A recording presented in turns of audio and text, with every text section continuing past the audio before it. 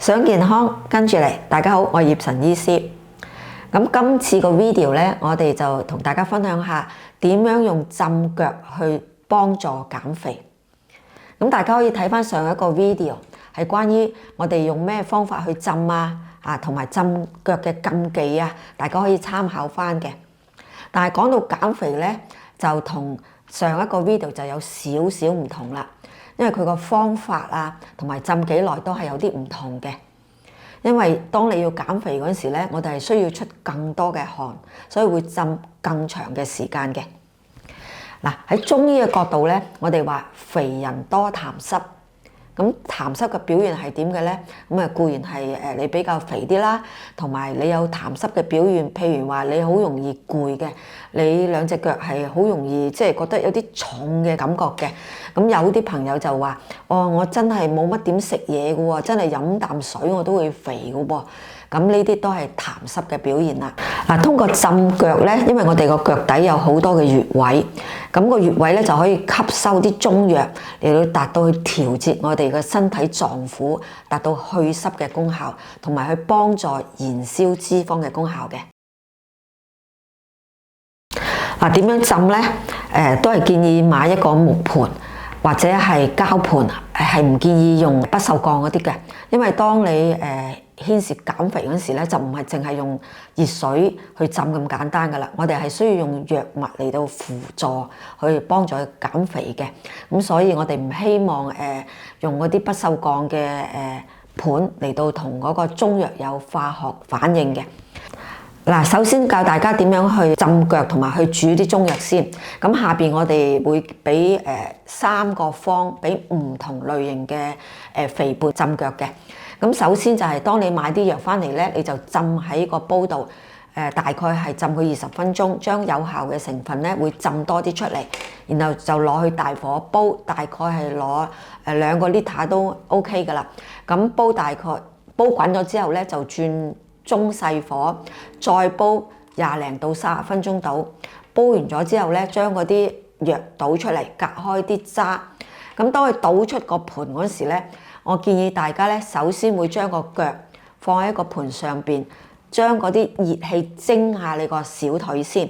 咁蒸得佢幾分鐘之後咧，將你個小腿嘅毛孔打開咗之後咧，就你再試下中藥嗰啲水會唔會太熱？如果太熱嗰時咧，就可以加翻少少嘅凍水，令到個溫度咧係你可以適合浸你隻腳，大概都係40零度到，唔可以太熱啊。咁當你浸個腳嗰陣時咧，慢慢放落去。當你放落個腳，但係個水咧一定要加到大概係浸到你個小腿3/4嘅高度。同時間，我希望你哋可以去按一啲穴位。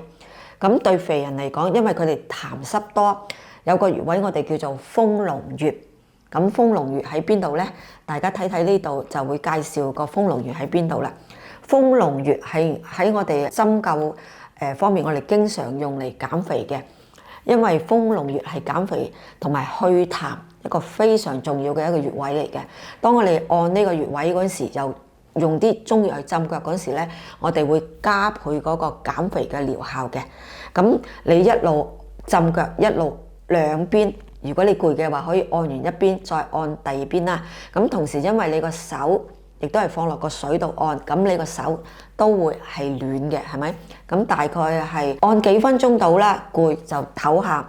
但係當個水溫凍咗嗰時咧，我建議你將先頭已經煮熱咗嗰壺啤嘅水再加翻去，因為當你要達到減肥嘅目的咧，一定要出汗比平時浸腳係要多嘅，所以要出汗多啲啦，浸嘅時間要長啲啦。建議係起碼浸到25到30分鐘，嗰個效果會更好嘅。咁當你浸完腳又按完咗之後咧，咁你慢慢攞翻隻腳出嚟，因為你出汗多咗，你要將身體嘅汗亦都要抹乾，最緊要抹乾嚇，因為好怕佢會浸完咗之後嗰啲毛孔開晒咧，好容易會受汗嘅。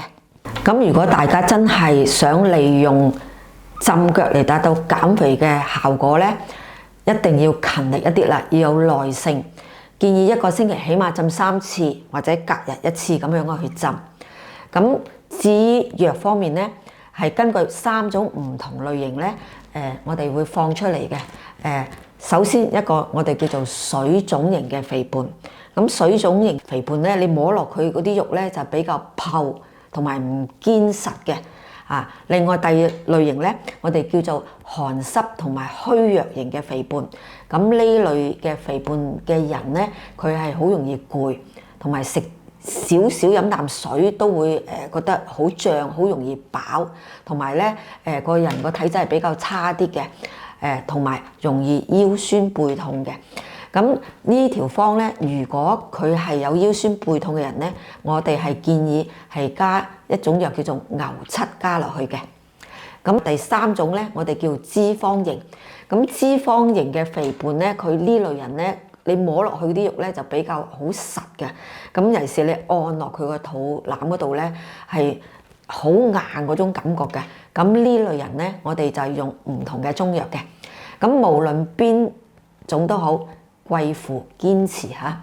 咁希望大家堅持去浸，一定會有個效果嘅。因為喺我臨床上邊咧，我教啲病人點樣去浸咧，佢哋大概係1到2個月度咧，佢哋都會可以達到一個減肥嘅目的。